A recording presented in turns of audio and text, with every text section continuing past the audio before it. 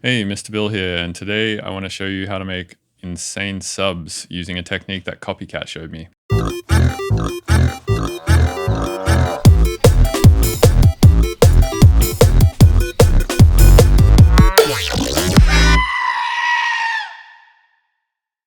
This video is brought to you by DistroKid.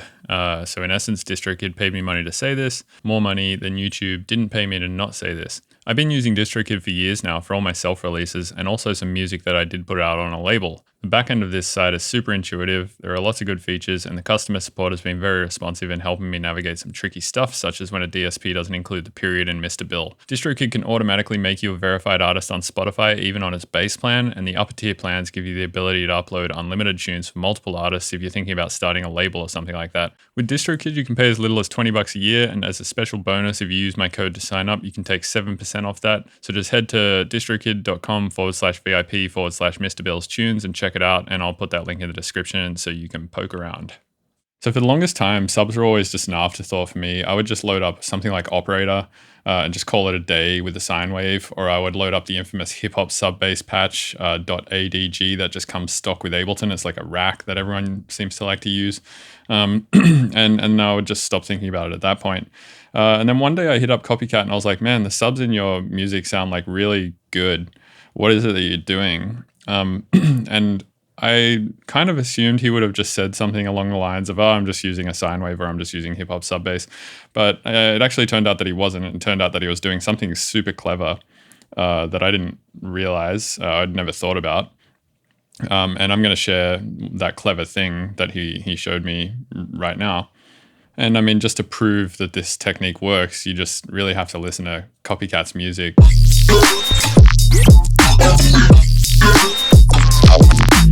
So to show you this technique, we first have to go over a little bit of audio theory.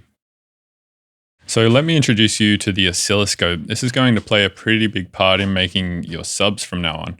So what this tool does is it shows varying signal changes on a 2D plot where the y-axis is amplitude or volume and the x-axis is time.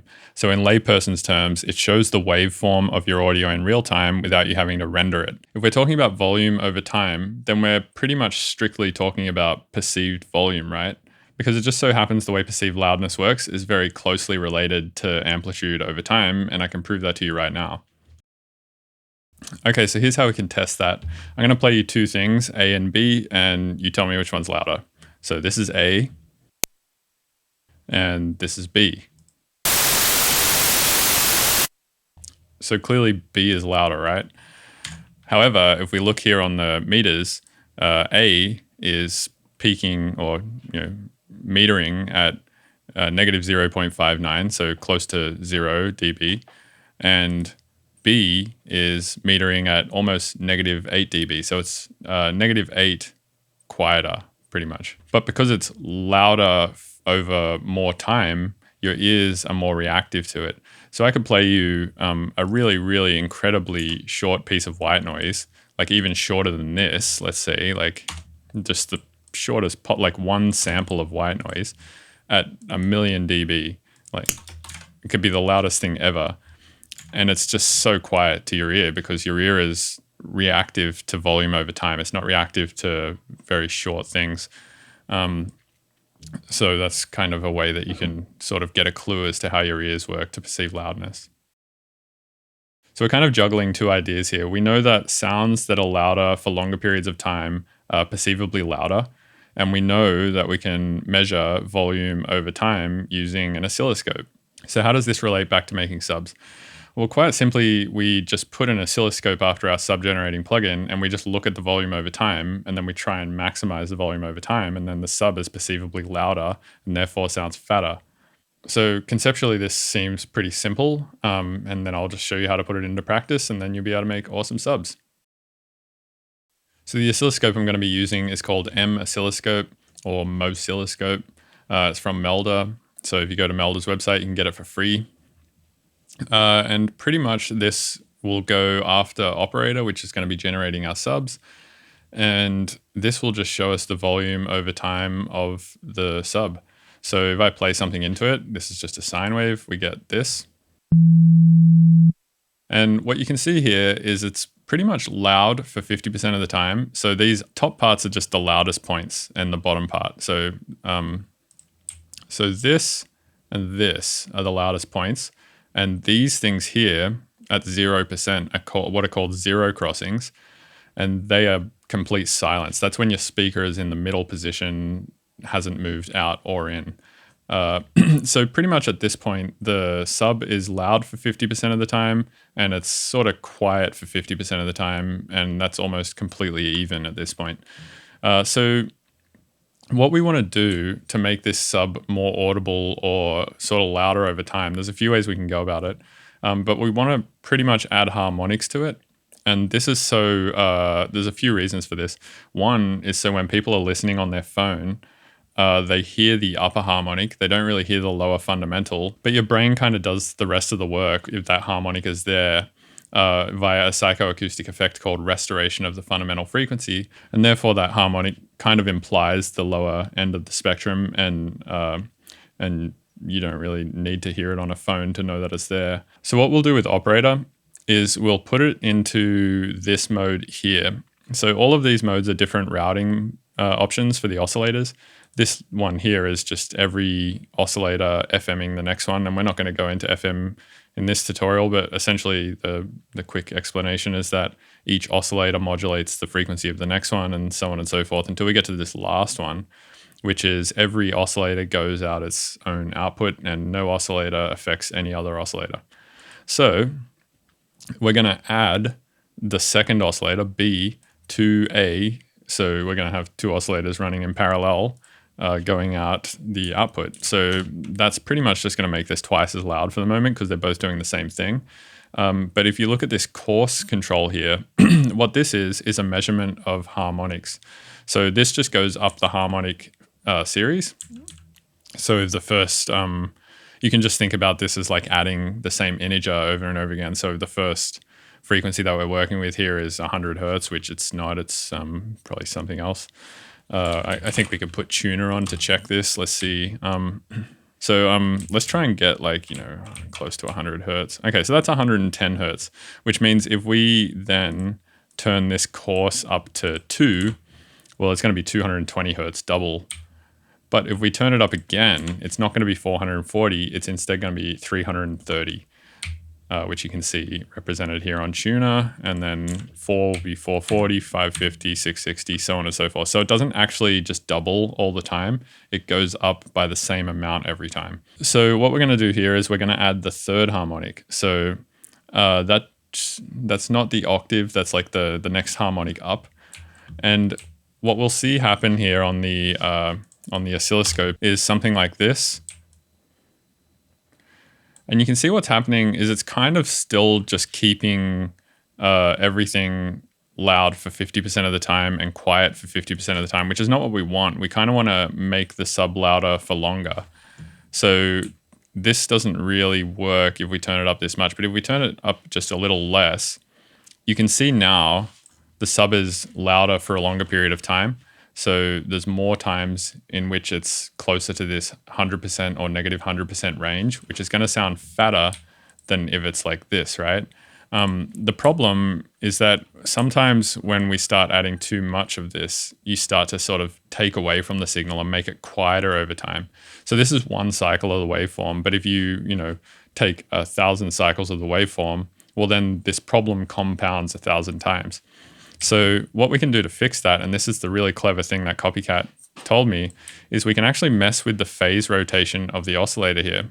And what we get when we start messing with the phase rotation of the oscillator is something like this. So I'm just going to keep triggering it and messing with this phase. And you can see that it kind of changes where that loudness and quietness is happening because it's pretty much starting the waveform a percentage into itself. So we basically have this one cycle of sine wave. And in this case, it's starting 20% of the way into that cycle. And depending on where it starts will depend on sort of how this waveform looks. And then depending on the level of the waveform, you can really change sort of how this thing looks. So you can really shape your sub this way.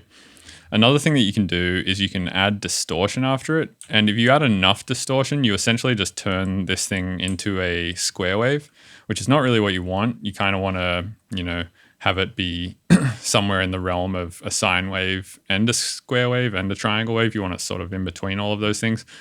But I found it was just really interesting to think about subs this way in the sense of the shape of their waveform.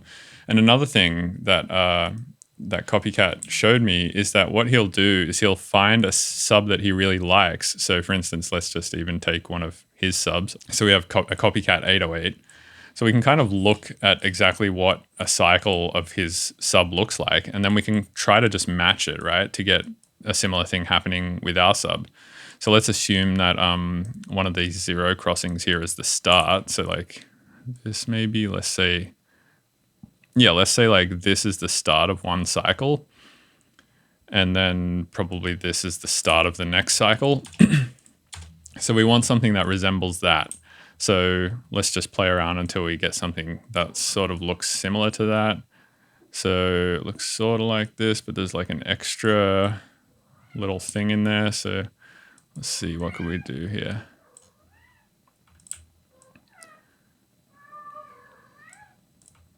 Maybe playing with the phase of this could work. Okay, so that was kind of close for a second there. There we go, that's like getting there. Sort of, but needs less distortion. Okay, so we can see that's like somewhat in the range maybe of sort of what this sub might sound like. So let's compare them now. Let's listen to, there's good chance there's noise on this. Yeah, there's like distortion and noise and stuff on it. So we get this versus.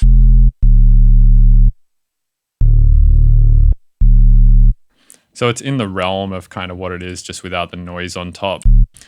So I thought that was pretty interesting too. It's like a good way to reverse engineer 808s that you really like. So other things I've found that you can do to your subs to make them more interesting is just adding little things to them, such as pitch envelopes. This can kind of give the start of the sub like a bit of punch to it, such as this.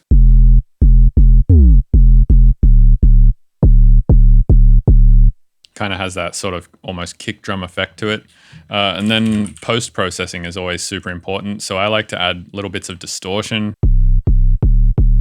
So you kind of get that sort of crispiness at the top end. You can maybe add a little bit of amp as well, just more distortion really, but like, just a tiny bit.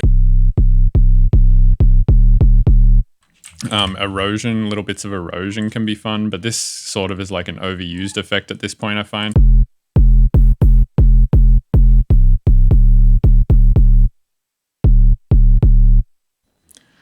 So that sounds pretty cool. We can also add, of course, the classic OTT.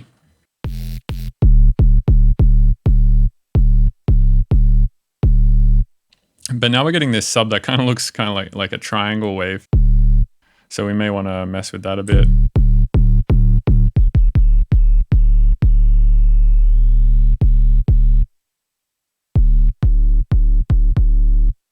Yeah, anyway, so the point is that subs can actually be like pretty well thought out and interesting, and it's just something I never really thought of until this was brought to my attention.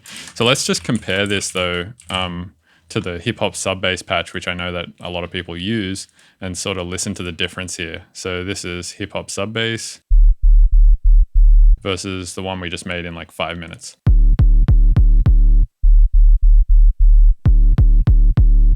I mean, I much prefer the one we just made, but maybe I'm biased because I made it. We can also add more harmonics to the sub if we want. So for instance, we could add like a 9th harmonic or something like that. At some point, it may just start to sound like a neuro bass if we add too much of that. We can also detune these a little bit. And then you kind of get this like natural binaural beating, which will give the sub some movement if you want. But yeah, that's pretty much the trick. Appreciate you watching. Just remember that perceived loudness equals amplitude over time. And if you apply that to almost any sound, this doesn't have to be just exclusively used for subs. You could do this for snares, kicks, whatever, anything in your tune, then you can get the perceived loudness of your tune up. And once that's up, your tune will sound fatter and louder and less wimpy. And if that's something that you're going for, then this is a good way to achieve that. Once again, this video is brought to you by DistroKid. DistroKid will help you release your music on distribution platforms for a good price. And if you want to go sign up for a discount, use my link, which is distrokid.com/VIP/Mr. Bill's Tunes. All right, thanks.